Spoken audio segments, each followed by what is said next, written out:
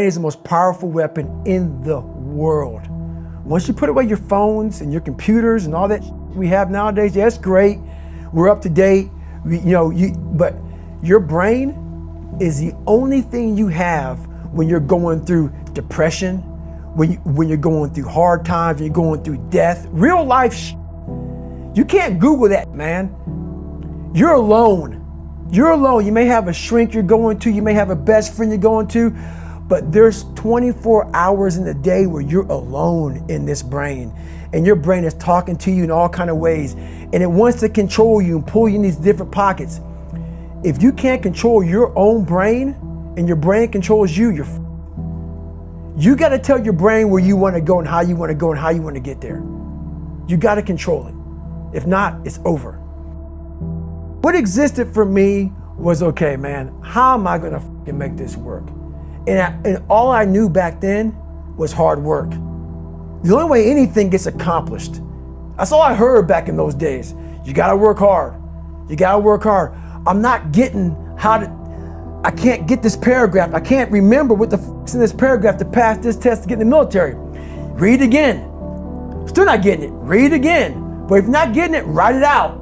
And that's how I started learning. Okay, well, I gotta write out everything I do. And then write it out again, and write it out again. And guess what happened? I got it. I can't swim. I'm negative buoyant. Go back again. I can't swim. Go back again. Go back again.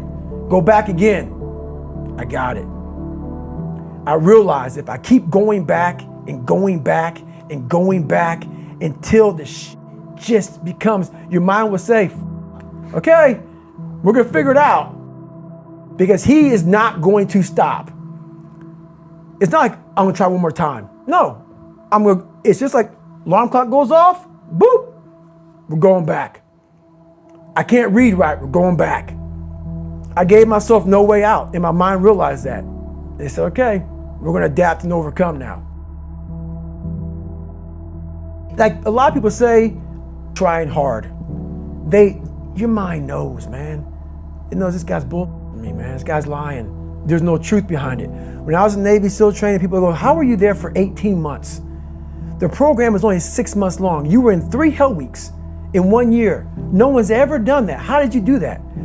I talk about the new norm. When I lived in a $7 a month place when I was growing up for a short period of time, I loved it. I didn't know any different. That was my norm. Once we moved out of that place, we moved to a $236 a month place. I was like, I never want to go back to that little piece of shit.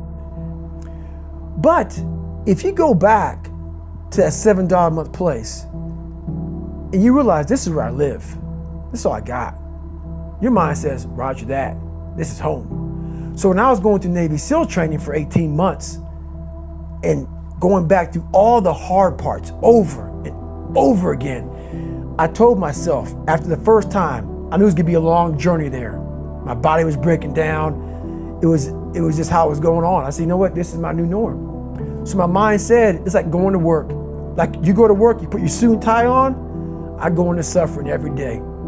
Every day, suffering, being broken, duct taping my feet up, stress fractures, shin splints, being broken. This is my new norm. And your mind says, if we're not broken, this ain't normal. We gotta be broken. So then your mind starts to get tougher and tougher and more callous. People go, how did you run on broken feet? Broken shins. My mind knew this is how we operate. We're in Navy SEAL training. This is what we are. I became hell. And that became my new norm. I gave myself no way out. There was nothing outside these walls of hell. Nothing. I love God, but for a short period of time, I became the devil because that was hell.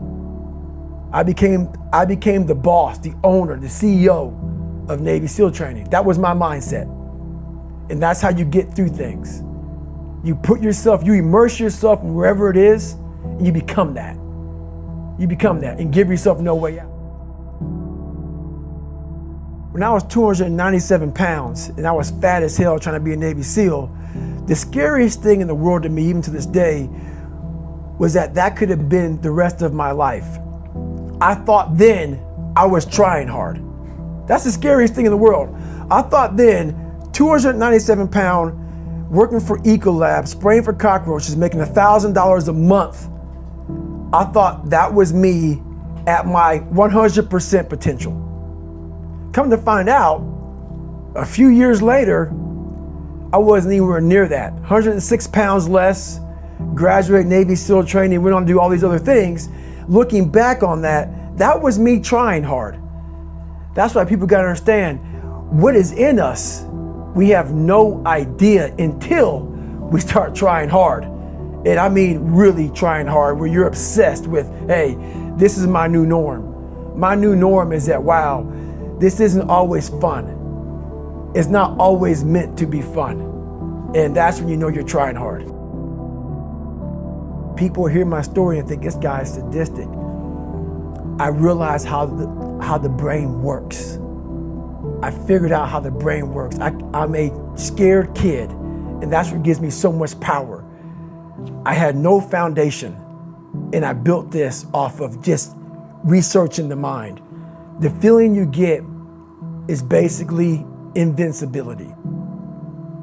You realize that you can't do it all the time. When you need to do it, I know I can go to a place that I can live in. And when you know that you can run on broken legs and you can do certain things that a lot of people can do, but they're not willing to do, this power, this sympathetic nervous system of fight or flight, and you're fighting, it gives you this charge of energy of when you're sitting there at 3:30, 4 o'clock in the morning and you're duct taping your feet up because they're broken, and you're doing it by yourself, and you're going through arguably one of the hardest training in the world. And these guys, most of them are healthy, and you're going through it broken, and you're already at a disadvantage, but you're still there. You can feed into that and tap into that for a lot of power. But if you look at it, well, I'm broken, man. Like, I'm not gonna make it.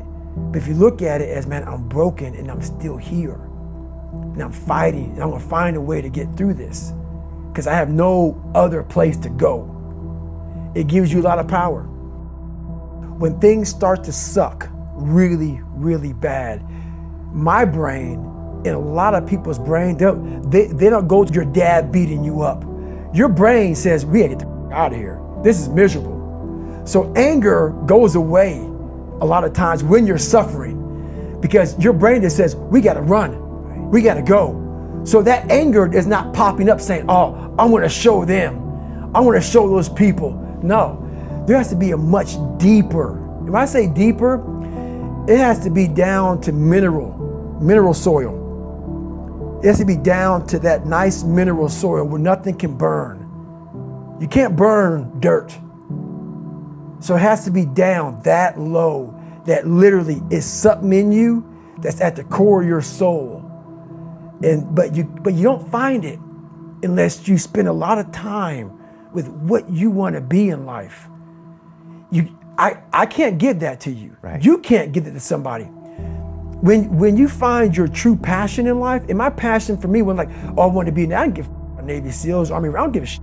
I want to serve my country. I want to be someone that I'm proud of. I want to look at myself in the mirror because I was so disappointed. That accountability mirror I talk about, I was so disappointed in what I saw every day.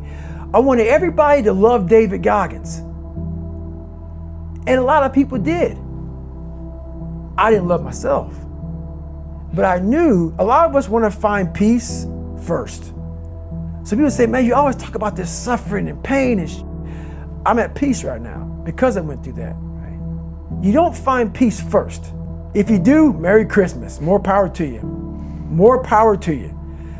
I found peace on the opposite end of finding myself. And no one really finds themselves without going through trials, tribulations, suffering, accountability.